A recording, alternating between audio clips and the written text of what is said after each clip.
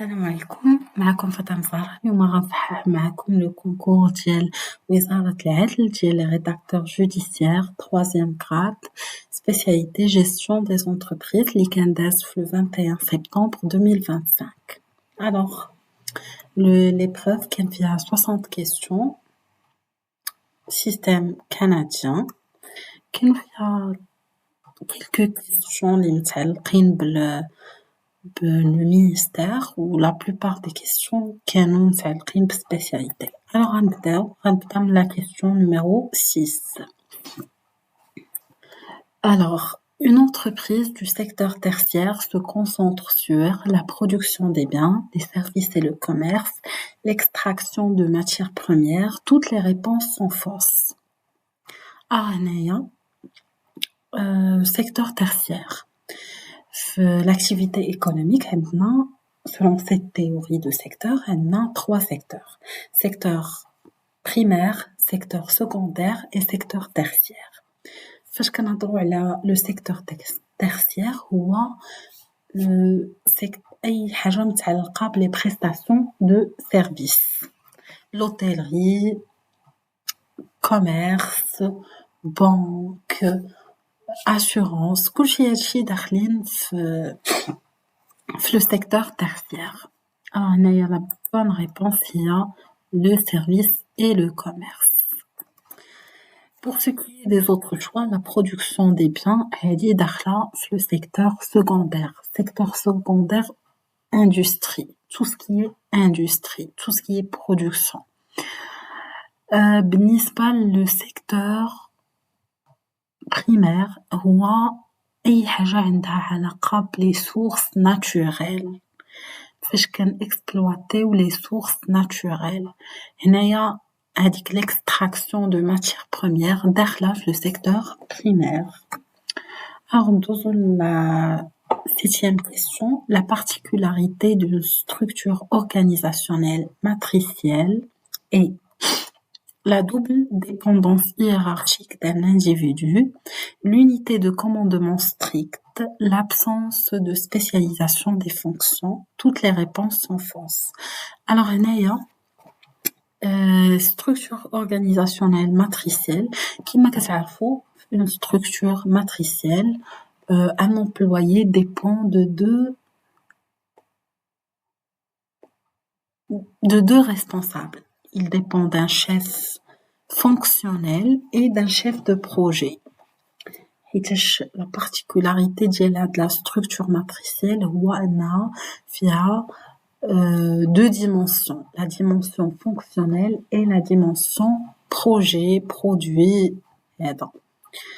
أي employé كيكون عنده une dépendance vis-à-vis d'un chef fonctionnel et d'un chef de projet. Alors, la bonne réponse à la question, il y a la double dépendance hiérarchique d'un individu. Les autres choix, l'unité de commandement stricte, c'est plus structure hiérarchique. L'absence de spécialisation des fonctions, ما كايناش de structure. Alors, pour la question numéro 8, une structure organisationnelle hiérarchique est caractérisée par une prise de décision centralisée, une prise de décision décentralisée, une gestion par projet. Toutes les réponses sont fausses. Alors, les structures hiérarchiques ou bien structures pyramidales est caractérisée par une prise de décision centralisée. Pourquoi?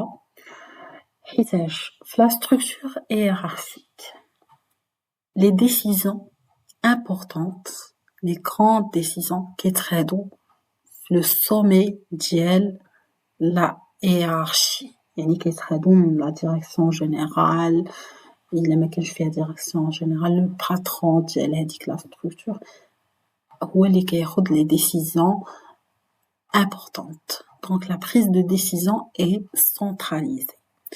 هادوك اللي تحتو كيطبقوا دوك les décisions ديالو إلا كان شي حد تحتو راه il va transmettre les ordres أولا surveiller هادوك les employés les autres employés à part ça ما كتكونش عندهم شي شي رأي في القرارات المهمة. Donc la bonne réponse لهاد la question هي هذه. Pour la question numéro 9, le principe de la responsabilité absolue dans une structure hiérarchique signifie que le subordonné est responsable des tâches qui lui sont assignées, le supérieur hiérarchique reste responsable des résultats des décisions prises par son subordonné, le supérieur et le subordonné partagent la responsabilité de manière égale, toutes les réponses sont fausses. Alors, le principe de responsabilité absolue, parmi les principes de la structure hiérarchique, il y a d'autres principes, l'unité de commandement et la délégation de l'autorité. Parmi les choix on a le subordonné responsable des tâches qui lui sont assignées. Oui, il a des tâches le subordonné le principe de la responsabilité absolue, il doit accomplir les tâches qui lui sont assignées.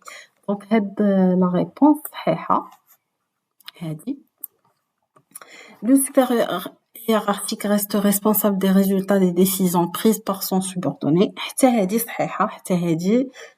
La responsabilité absolue de le supérieur. On ne délègue pas la responsabilité كيبقى le supérieur responsable على les décisions اللي كياخذوا les subordonnés. Donc هذه صحيحة. هادو هما les réponses de la question numéro 9. Alors pour la question suivante, selon le code du travail marocain, la durée maximale d'un CDD est 1 an renouvelable une fois, 2 ans non renouvelables, 6 mois renouvelables indéfiniment. Toutes les réponses sont fausses. Alors, un CDD a une durée maximale ديال 1 an renouvelable une fois. ما خصوش يفوت عامين CDD, il a fait عامين غيولي un CDI. Donc هنايا la bonne réponse هي 1 an renouvelable une fois.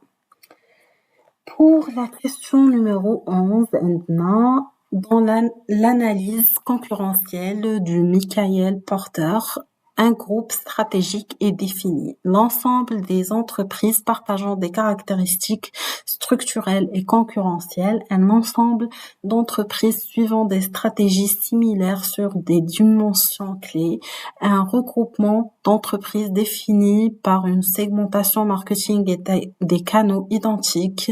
Toutes les réponses sont fausses.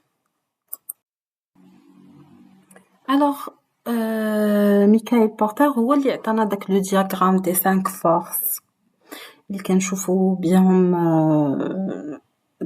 l'intensité concurrentielle sur un marché ou وهذيك la pression qui existe dans un marché vient de 5 forces selon Michael Porter. Les entrants potentiels, le pouvoir de négociation des clients, le pouvoir de négociation des fournisseurs, les menaces des produits de substitution et l'intensité concurrentielle interne. Là, la question, il nous demande un groupe stratégique défini selon l'analyse concurrentielle de Michael Porter. Alors, selon l'analyse concurrentielle de Michael Porter, un groupe stratégique est défini comme un ensemble d'entreprises suivant des stratégies similaires sur des dimensions clés. Alors, les dimensions clés, شنو معناتهم؟ Les dimensions clés هما les prix والشركة كتبيع غالي ولا رخيص la qualité واش عندها شي منتوج عادي ولا فيه شي حاجة اللي زايدة على les autres produits les clientèles واش des clientèles de niche ولا grand public les canaux de distribution spécialisation, tout ça entre dans les dimensions clés. Alors, pour la question 12, la matrice BCG suppose que le principal déterminant de la rentabilité d'une activité, activité, le positionnement de la marque et la différenciation du produit, la part de marché relative et le taux de croissance du marché, l'efficacité opérationnelle et les économies d'échelle, toutes les réponses sont fausses. Alors, il y a la matrice BCG, qui c'est un outil qui permet d'analyser le portefeuille d'activités ديال l'entreprise. هي واحد الطريقة باش الشركة كتقسم الأنشطة ديالها أو المنتجات ديالها حسب la part de marché et le taux de croissance du marché. Alors هنايا la bonne réponse هي le deuxième choix, la part de marché relative et le taux de croissance du marché. La matrice BCG هي كيكونوا فيها après ما كنشوفوا le taux de croissance du marché et la part de marché كنقدروا نقسموا l'activité ديالنا على حساب 4 ديال الخانات les produits vedettes, produits dilemme, produits vache à lait et produits poids mort. Les produits vedettes هادو كيكونوا des activités en forte croissance كيكونوا exigeantes en liquidité كيبغيو الاستثمار بزاف ولكن كتقدر بهم الشركات تبقى في des positions fortes sur le marché. هاد les produits dilemme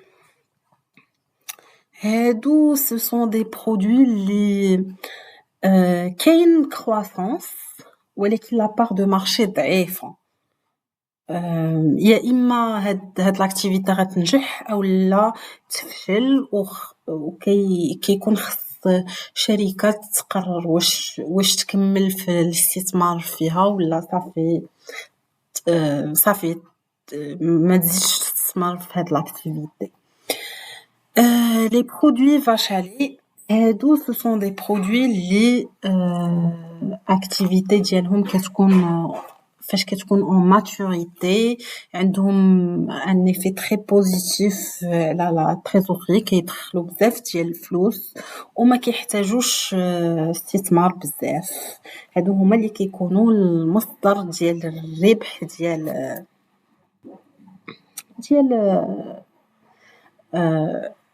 l'entreprise. Et les produits poids mort هادو ce sont des produits اللي لا الحصة ديال la part de marché ضعيفة لا la croissance ضعيفة. كتبقى تسائل الشركة cette activité est peu rentable, faut-il s'en débarrasser. Donc هذه هي la matrice BCG كناخدو en considération فيها la part de marché et le taux de croissance du marché. C'est bon. La question numéro 13. Non, le cycle de vie. La phase de maturité dans le cycle de vie du produit est souvent caractérisée des investissements publicitaires très élevés, une segmentation accrue du marché, une baisse des prix due à la concurrence. Toutes les réponses sont fausses. Alors, le cycle de vie. Le cycle de vie, le cycle de vie d'un produit. Qu'est-ce qu'on fait? La phase de lancement. Après كتجي موراها la phase de croissance ou voilà كتجي la phase de maturité عاد le déclin. Le cycle de vie d'un produit المراحل اللي كيدوز منها أي منتوج منين كيتطرح في السوق حتى la fin حتى le déclin. Le lancement هذه la partie فاش يلاه كيتحط في السوق كتكون لي فونط قلال حيتاش عاد محتاجين اننا نديرو بزاف ديال الانفستيسمون في الاشهار باش الناس يعرفوا المنتوج. موراها كتجي لا فاز دو كرواسونس المبيعات شويه كتبدي تطلع الربح شويه كيبدا يبان ماشي شي حاجه مي زعما بارابور لا فاز اللي قبل شويه كتبدا تبان حتى شويه لا كونكورونس. هنايا كيكون الهدف ديال الشركه انها يكون عندها اون بار دو مارشي امبورطونت. كنجي موراها لا فاز دو ماتوريتي. هنايا لي فونت كيوصلوا للقمه وكتولي لا كونكورونس اون كونكورونس اشارني، كيولي الربح شويه كينقص، والهدف ديال الشركه في هاد لافاز كيكون انها تحافظ على لي كليون ديالها. موراها كتجي لا فاز دو ديكلان، لي فونت كينقصوا، الربح كينقص، و اوتوماتيكمون من بعد المنتج كيخرج من السوق. كيكون الخيار ديال لونتربريز يا اما تطور المنتج يا اما صافي تحيدو. دونك هنايا في لا كيسيون هضرنا على لا فاز دو ماتوريتي دون لو سيكل دو في دو برودوي اي سوفون كاركتيريزي. ياك هنايا شنو قلنا في لا ماتوريتي؟ الهدف ديال الشركه غيكون هو انها تحافظ على الزبناء ديالها. دونك في لي شوا اللي عطاونا دي انفستيسمون بوبليسيتير تري élevés، هادي ما دخلش في لا فاز دو ماتوريتي، داخله في لا فاز دو لونسمون. اون سيغمونطاسيون accrue du marché. وي غادي تسيغمونتي، غتحاول دير اون سيغمونطاسيون accrue du marché، غتحاول تمultiplier les versions du produit, les usages, les circuits de distribution. Donc هذه صحيحة une segmentation accrue du marché. Une baisse des prix due à la concurrence. Oui حتى هذه غتحاول تحافظ على لي كليون ديالها par une baisse de prix باش تضمن انه يبقاو هذوك لي كليون عندها وتحافظ على لي بار دو مارشي ديالها. دونك هذه صحيحه. دونك pour la question numéro 13 هادو هما لي ريبونس لي صحاح. اوكي. Pour la question numéro 14 عندنا la politique de prix d'écrémage consiste à fixer un prix bas dès le lancement pour pénétrer le marché, fixer un prix au lancement afin de maximiser les profits, aligner son prix sur celui du leader du marché. Toutes les réponses sont fausses. Alors, les politiques de prix, dans le marketing, politique de prix d'écrémage, il y a fixé un prix au lancement afin de maximiser les profits. هذه هي la politique d'écrémage. Nous la question de 15. Un marché en oligopole est caractérisé par la présence d'un seul offreur dominant, la présence d'un grand nombre d'offreurs, la présence d'un petit nombre d'offreurs. Toutes les réponses sont fausses. Alors le marché d'oligopole, la bonne réponse de la question, il y a la présence d'un petit nombre d'offreurs qui connaît un nombre les offreurs par rapport à une demande importante. Pour la question numéro 16, la segmentation du marché consiste à développer une stratégie marketing unique pour l'ensemble des clients, découper le marché en groupes homogènes, sélectionner les produits les plus rentables à promouvoir. Toutes les réponses sont fausses. Alors, la segmentation du marché, c'est découper le marché en groupes homogènes. Il y a la bonne réponse. Pour la question numéro 17, une stratégie de différenciation consiste à proposer un produit unique, réduire les prix uniquement, copier les concurrents. Toutes les réponses sont fausses. Alors, il y a une stratégie de différenciation. C'est une stratégie de porteur. Oui. Une stratégie de base de porteur qui distingue trois stratégies, les bas prix, différenciation ou le marché de niche. La stratégie de différenciation, il y a offrir un produit ou un service perçu comme unique par le client, par les clients. ياك. هنايا في هاد لي شوا proposer un produit unique هادي داخلة في لي شوا unique هنايا كتعني شي حاجة اللي distinctif qui est différente ديال هذاك الشيء un produit différent داك الشيء اللي كاين في المارشي. Donc هنايا le bon choix هي proposer un produit unique. Réduire les prix uniquement هذه داخلة في la stratégie de domination par les coûts, donc ما دخلش في la différenciation. Copier les concurrents là, copier les concurrents c'est une stratégie d'imitation mais c'est de différenciation. Donc la bonne réponse, proposer un produit unique. Pour la question numéro 18, une stratégie de pénétration de marché consiste à augmenter les prix pour maximiser les profits, proposer des prix bas pour attirer les clients, limiter la distribution. Toutes les réponses sont fausses. La stratégie de pénétration, le bon choix, il y a proposer des prix bas pour attirer des clients. On propose des prix bas pour attirer une large clientèle ou faire des parts de marché. Alors, pour la question numéro 19, quel indicateur de dispersion est exprimé dans la même unité que les données observées? La variance, l'écart type, le coefficient de variation, toutes les réponses sont fausses. Alors, ce sont des indicateurs de dispersion statistiques. L'indicateur parmi ces indicateurs qui est exprimé dans la même unité que les données observées. La bonne réponse هي l'écart type.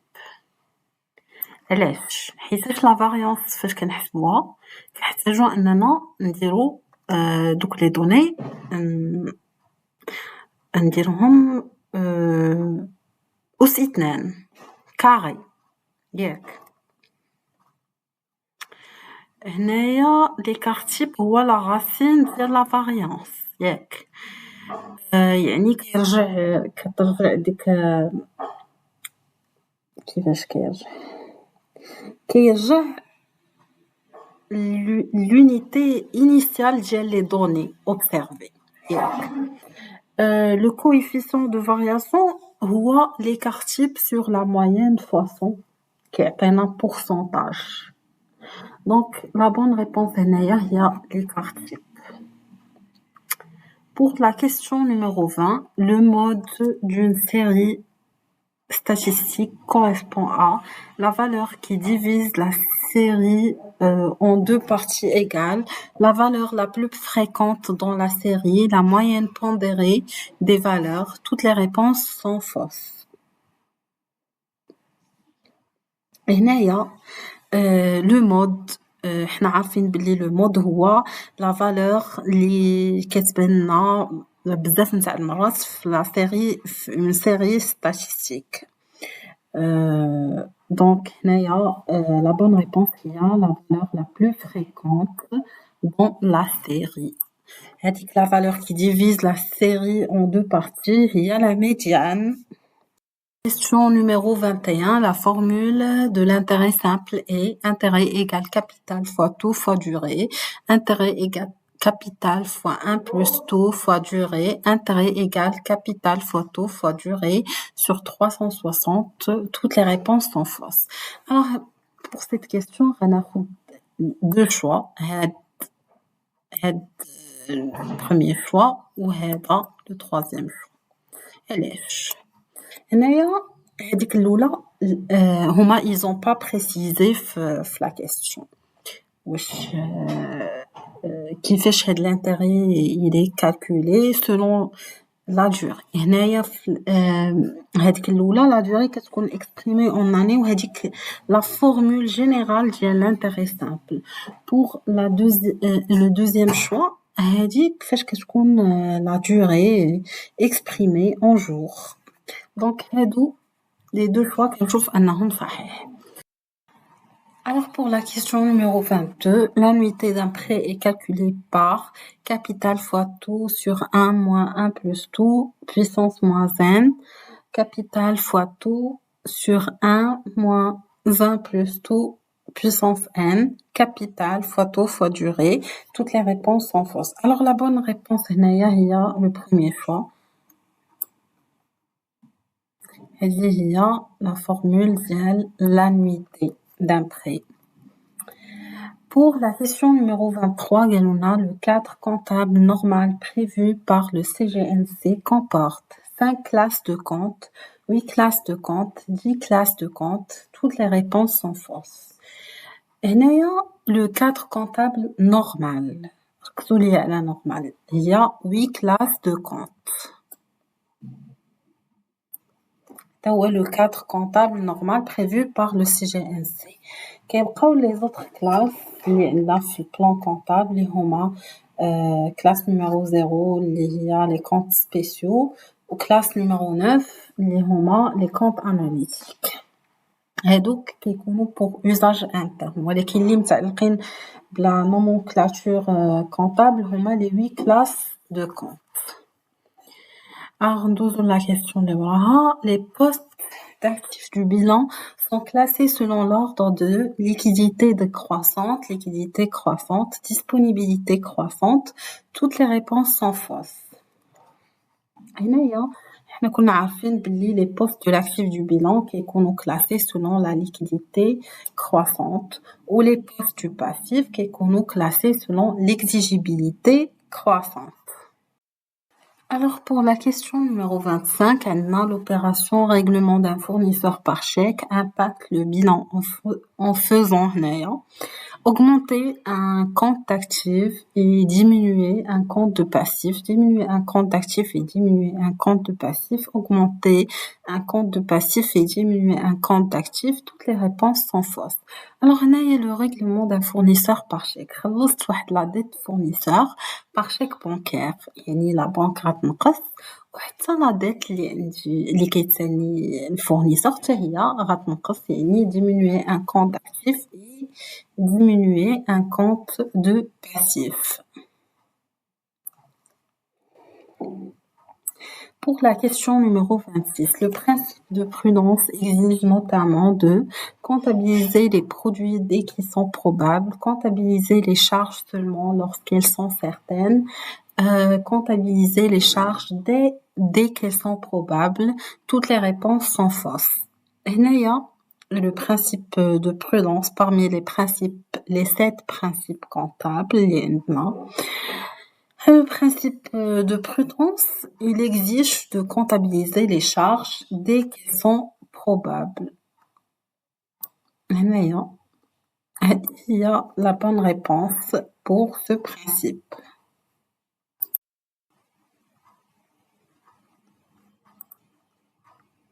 Pour la question numéro 27, le compte fonds commercial fait partie des immobilisations corporelles, immobilisations incorporelles, immobilisation en non-valeur.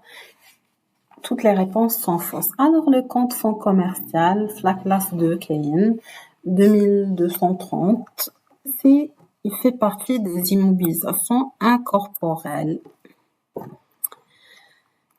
La balance avant inventaire permet de vérifier la solvabilité de l'entreprise, la rentabilité de l'entreprise, l'exactitude arithmétique de la comptabilité. Toutes les réponses sont fausses. La balance, en général, un document comptable qui نديرو بنشوفو l'exactitude ديال داكشي اللي عندنا في الديبي وداكشي اللي عندنا في الكريدي. Donc, هنايا la bonne réponse, l'exactitude arithmétique de la comptabilité. Pour la question numéro 29, le principe du coût historique implique que une immobilisation doit toujours être réévaluée. La valeur d'entrée d'un élément reste intangible. Les stocks sont évalués au coût le plus récent. Toutes les réponses sont fausses. هنايا le principe du coût historique, c'est un principe parmi les 7 principes comptables. Le principe كيقول لنا بلي la valeur d'entrée ديال شي بيان كتبقى intangible ولا inchangeable واخا la valeur ديالو تبدل اولا شنو ما طرا la valeur d'entrée خصها تبقى هي. دونك هنايا la bonne réponse هي هذه.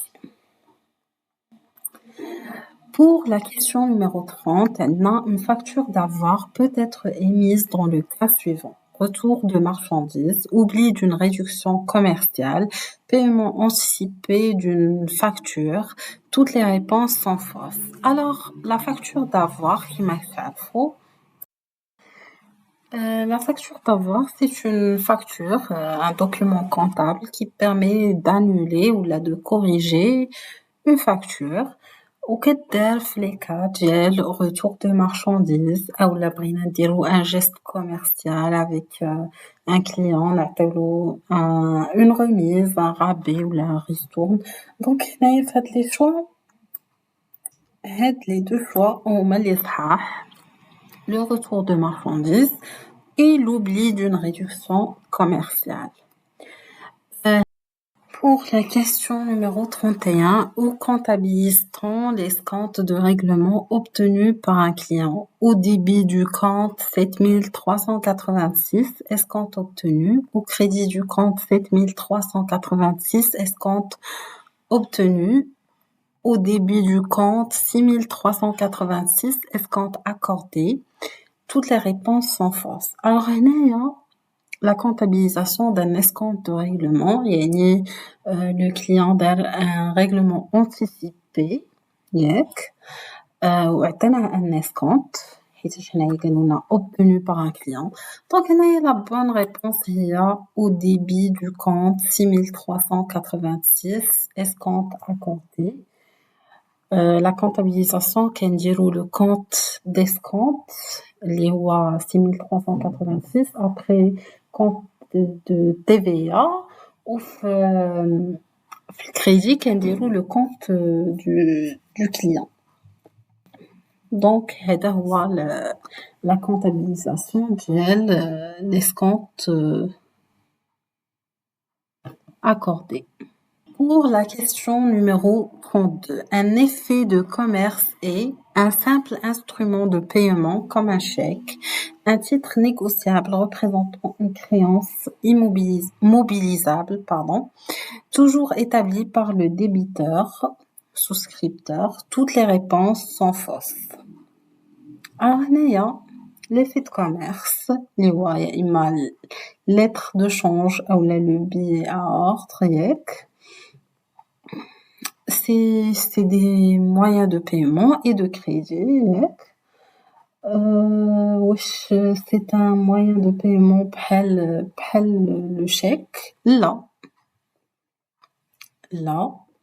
ماشي بحال le chèque حيتاش le chèque est un instrument de paiement à vue ou l'effet de commerce كتكون عنده une échéance. C'est un instrument de paiement à terme. Donc, c'est ماشي بحال le chèque. Un titre négociable représentant une créance mobilisable, oui.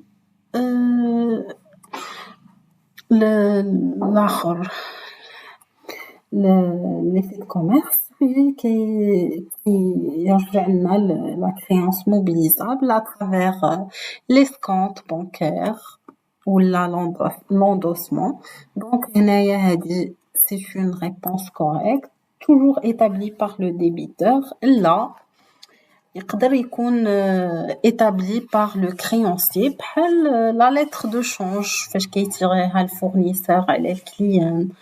Donc, la bonne réponse il y a un titre négociable représentant une créance mobilisable. La question numéro 33.